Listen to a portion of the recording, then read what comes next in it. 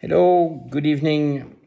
This is a new episode in my series of what I have dared calling my Covideos, which indeed is slightly audacious wording, but you understand the topic.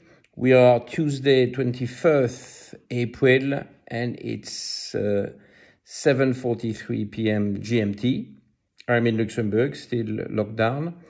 And I thought it was going to be useful to make a little survey of all the publications we have already about this COVID-19 crisis regarding the prevention based on nutrients and would it be vitamins, trace elements, fatty acids, and also some phytonutrients, typically flavonoids.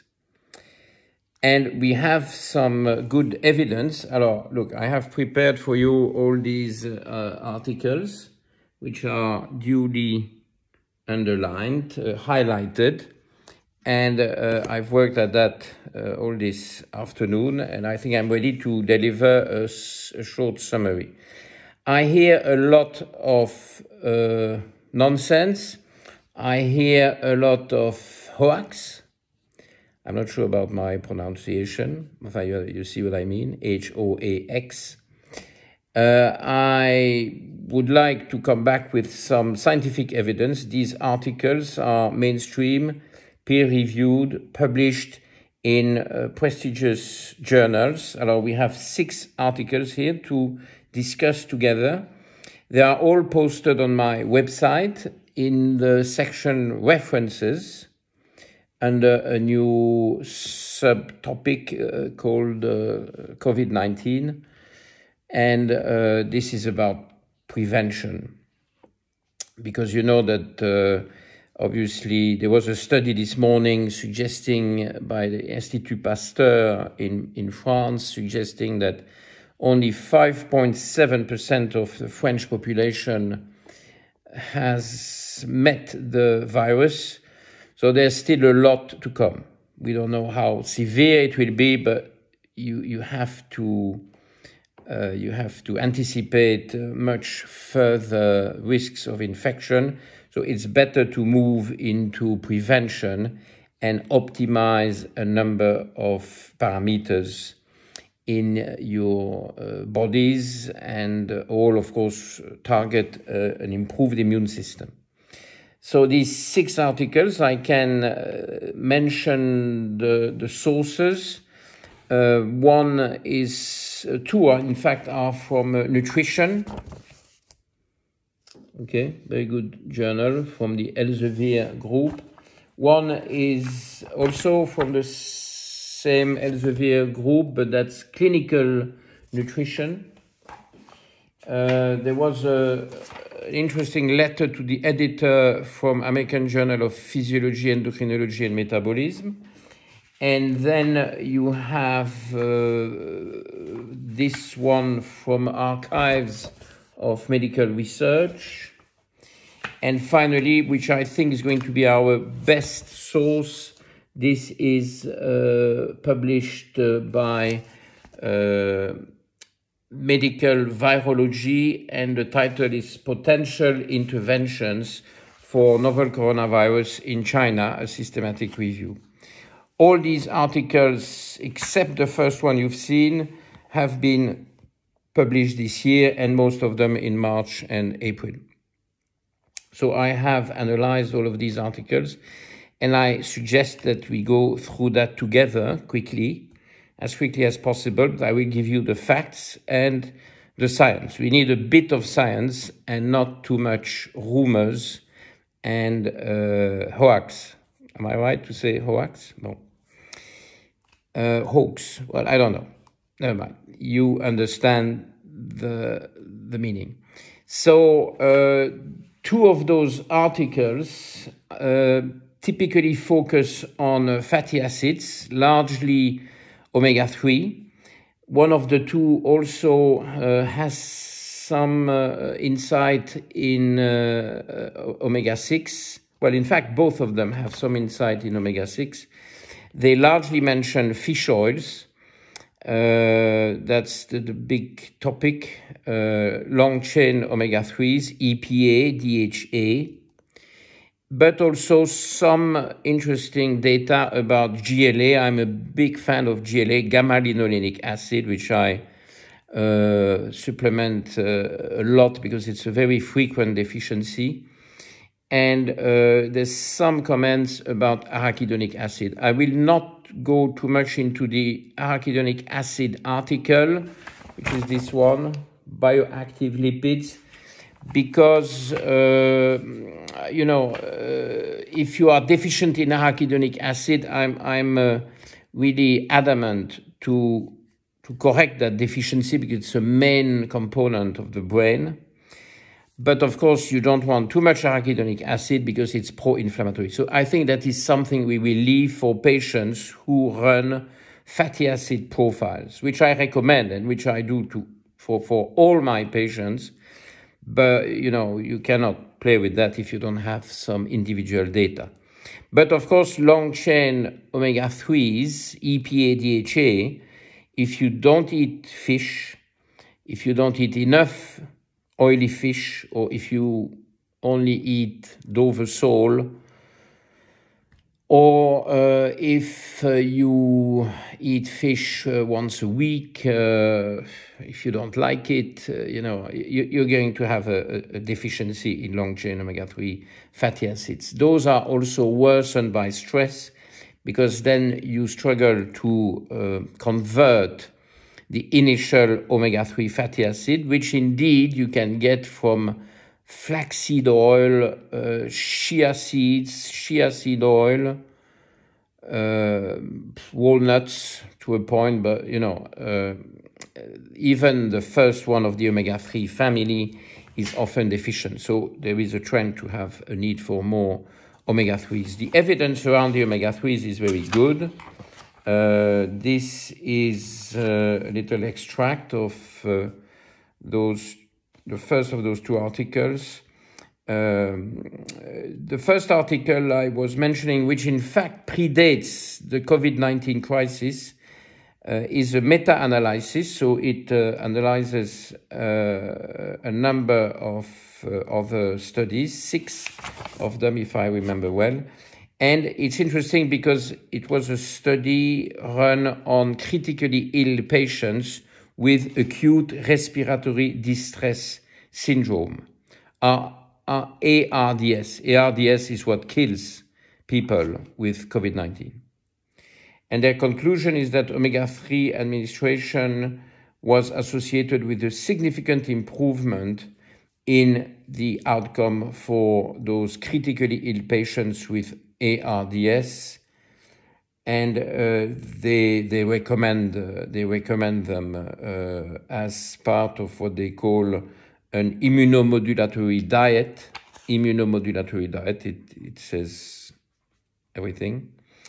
And of course, diet, and if the diet doesn't suffice, well, then you have to supplement, okay? Ideally with a fatty acid profile in the background, but of course you can presume that you're going to be lacking those fatty acids due to your diet, and then try to eat more oily fish and try to supplement for a few months.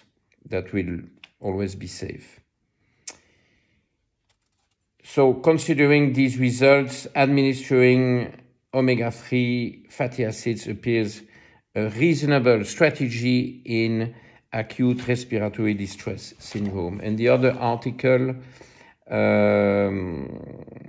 suggests that those fatty acids may serve as endogenous antiviral compounds, so they have antiviral properties by themselves, and their deficiency may render humans susceptible to SARS-CoV-2, which is COVID-19, and other similar viruses infections, including SARS, which is a former coronavirus pandemic, and MERS, which is the other coronavirus pandemic that we have faced in this century, and both were very lethal, but both ended quite quickly.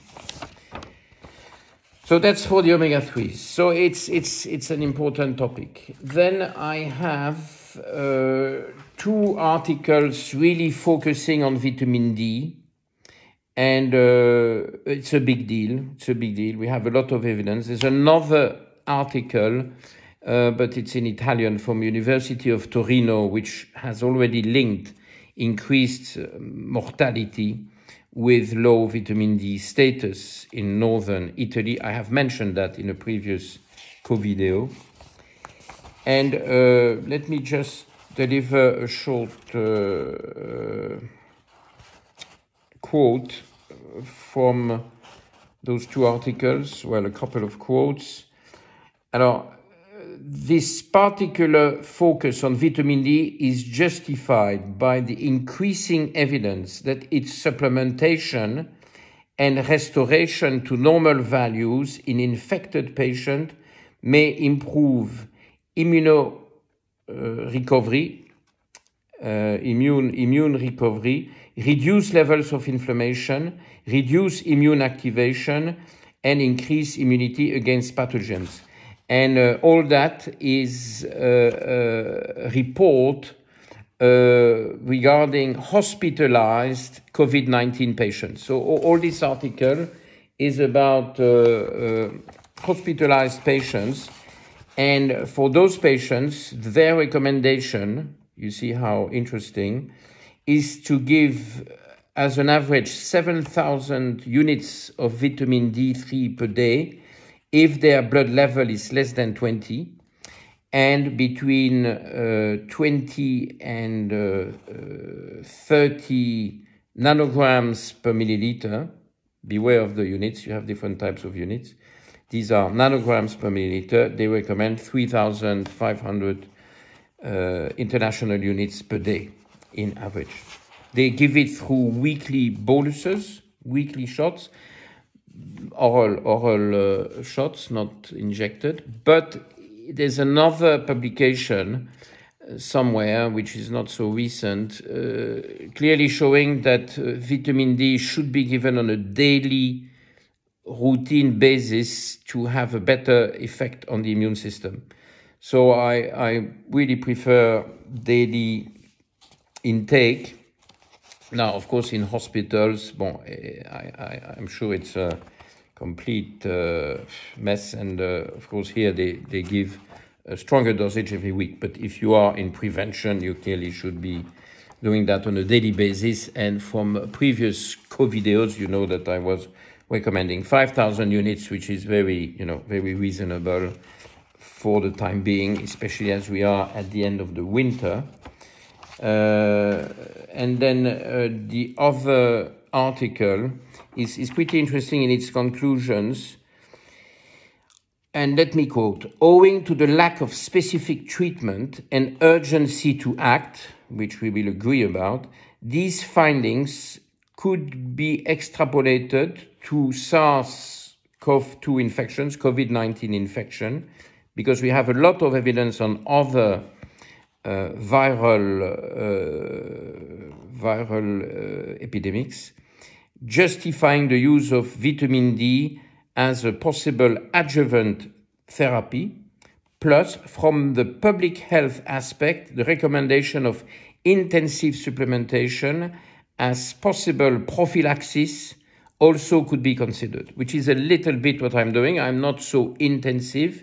And of course, if you can have your blood vitamin D level measured, well, then you can individualize the dosage, which could go from 2,500 or even less to up to 10,000. Some obese patients, they need 10,000 per day, because obese patients tend to have much lower vitamin D levels, which could be a factor in much higher mortality among obese patients, mortality and morbidity. So the intensive care units seem to be occupied. I'm speaking about, of course, COVID-19 patients. Up to 70% of those are obese. significantly obese. So BMI above 30. So that's more than just overweight. So vitamin D is a big player. Given the good tolerability and safety of even high doses of vitamin D, and we are not in high doses with 5,000 units, this approach complies the primum non nocere, first do not harm principle. Okay, well, I think that is very obvious. So we've dealt with those articles.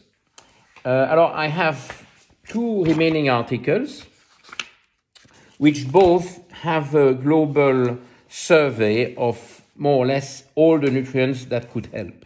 Okay. One is really more detailed and more thorough. It's the Chinese article, very good article, I feel, published in Medical Virology, so really in the heart of the topic. And let's not underestimate Chinese research. I've been very impressed with Chinese research on berberine.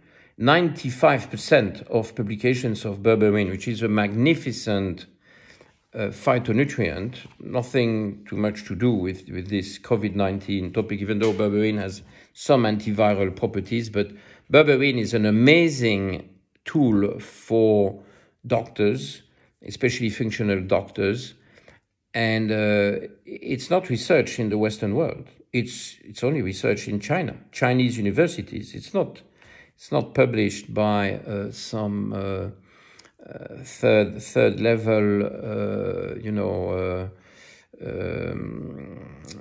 sort of fancy clinics that have just some clinical cases to share. These are university studies of excellent quality. We probably will have to review our opinions about Asian research and development globally said, but that's another topic. I will not go any further. So this article is really interesting. So you've seen it already. Systematic review of all the potential interventions. Of course, a large part of the article applies to medicines, and I'm not covering that with you, but of course that's really important. There's a lot of trials ongoing. That's not my topic today, but of course we keep a very careful eye on all that, and we are impatient to see the outcome of those studies. For the moment, nothing is coming out. So if something was really obvious, you would already have some evidence available.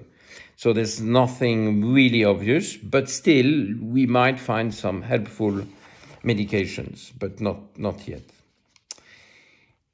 And I hear a lot about antibiotics these days. We need scientific evidence. Come on, we can't just give antibiotics because we think this and we suspect that. You don't just throw these drugs to people without some rationale and without some publications, because the publications are coming very fast. They are fast-tracked. They are free. They're available. You download them for free. Usually you have to pay for these things. Everything is changing. All this scientific evidence is there for us to grab and analyze and implement. Okay? But we don't have anything really convincing on drugs yet. Might be things coming out, but I haven't seen anything really proven yet.